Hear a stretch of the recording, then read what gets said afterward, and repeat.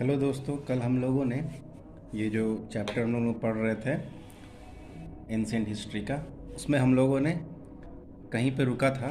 तो आज हम लोग उसी जगह से स्टार्ट करेंगे और आज हम लोग स्टार्ट करने जा रहे हैं आपके कल हम लोगों ने इस लाइन को पढ़ा था कि प्रारंभ में नंदों ने मगध के एक बड़े हिस्से पर शासन किया और बाद में नंद वंश की सीमाओं का उसके शासकों द्वारा सभी दिशाओं में विस्तार किया गया।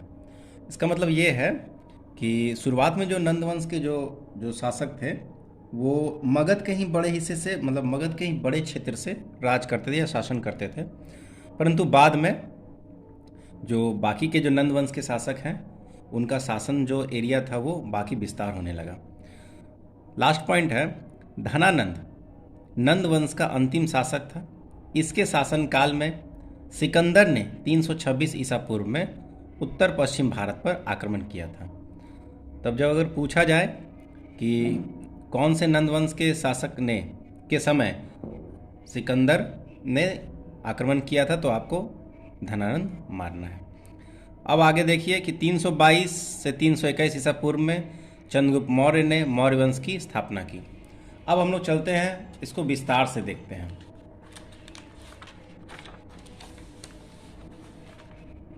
चलिए, ये हो गया। ये आपका जो लाइनिंग दिया हुआ है, ये आपका टाइमलाइन दिया हुआ है। इसको जो है हम लोग जब कंप्लीट कर लेंगे तो उसके बाद हम लोग लास्ट में इसको डिस्कस करेंगे, ठीक है। तो चलिए हम लोग देखते हैं आगे। शिशुनाग वंश।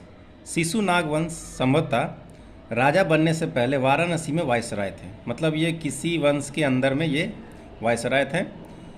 दूसरा पॉइंट कहता है शिशुनाग की सबसे प्रमुख उपलब्धियां अवंती के प्रद्योत वंश की शक्ति को कमज़ोर करना था। मतलब कि जो शिशुनाग वंश के शासक थे उनका सबसे महत्वपूर्ण उपलब्धि ये था कि वो प्रद्योत जो राजा थे, वंश थे जो कि अवंती में शासन करते थे, उनको इन्होंने कमज़ोर किया था। शिशुनाग का उत्तराधिकारी कालाशोक या काकवर्ण था, ने अपनी शाही आवास को सदैव के लिए गिरिबध से पाटलिपुत्र में स्थानांतरित कर दिया, जिसने प्रायः वैशाली के माध्यम से एक राजधानी के रूप में भी काम किया जाता था। मतलब इसमें यही कहा जा रहा है कि जो शिशुनाग का जो उत्तराधिकारी था कालाशोक या काकवर्ण, वो क्या किया, अपने राजधानी को गिरिबध से पाटलिपुत्र हमेशा के लिए ट्रांसफ़र कर दिया। और कभी कभी देखा जाता था कि वैशाली के माध्यम से भी मतलब राजधानी, छोटे से राजधानी बनाकर यहाँ से भी जो आपका जो काम है वंश का, अपने साम्राज्य का, देखा जाता था। आगे है, यह वैशाली था जहाँ कहा जाता था कि बौद्धों की दूसरी महान संगति राजा के शासन के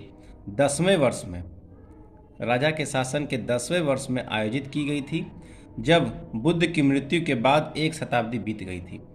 यही वैशाली था जहाँ पर बौद्ध धर्म के द्वितीय संगति का आयोजन किया गया था। और अगर पूछा जाए किस शासक के समय, तो आपको मारना है कालाशोक के समय में। अगला देख लेते हैं हम लोग। बाणभट्ट ने कहा है, बाणभट्ट कौन है, एक कवि है या लेखक है, कि उनके शहर के आसपास के क्षेत्र में काकवर्ण शिशुनागी के गले में खंजर जैसा था। ग्रीक प्रमाण इस पुराण कथा का समर्थन करते हैं।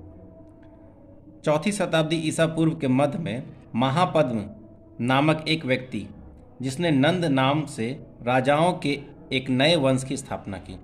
अब 4वीं शताब्दी में कौन आया, तो एक महापद्म नाम से एक व्यक्ति आया जो कि नंद नाम से राजाओं के नए वंश की स्थापना की।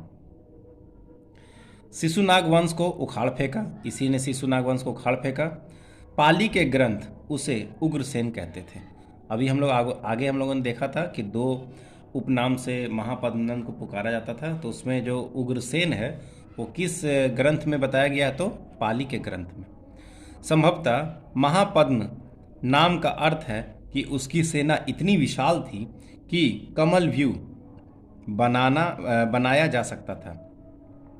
मतलब बोला जा रहा है कि महापद्म नंद की जो सेना थी इतनी विशाल थी कि वह कमल व्यू भी बना सकते थे अपनी सेना से। उसे महापद्मपति अर्थात पद्म जैसी संपत्ति के नाम से भी जाना जाता था। अब आगे हम लोग देखते हैं।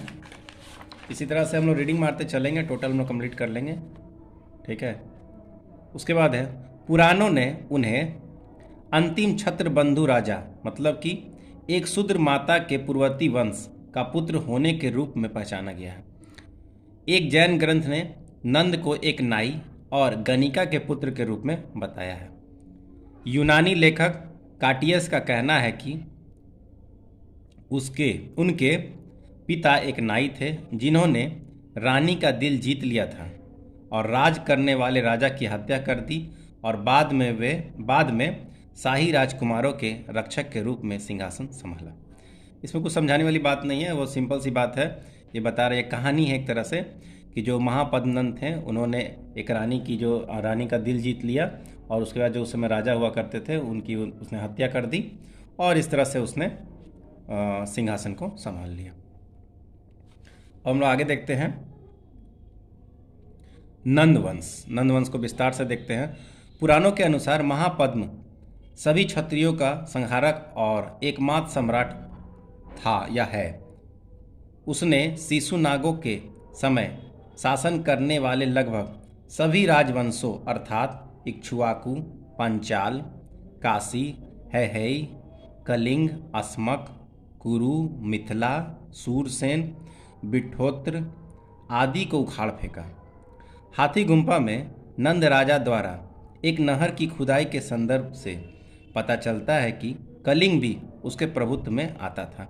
मतलब हाथी गुम्फा जो अभिलेख है उससे मालूम चलता है, जो कि नंद राजा के द्वारा बनाया गया था, उसमें बताया गया था कि उसने एक नहर का भी, नहीं फिर से देखता हूँ, हाथी गुम्फा में नंद राजा द्वारा एक नहर की खुदाई के संदर्भ में यह पता चलता है कि कलिंग भी उसके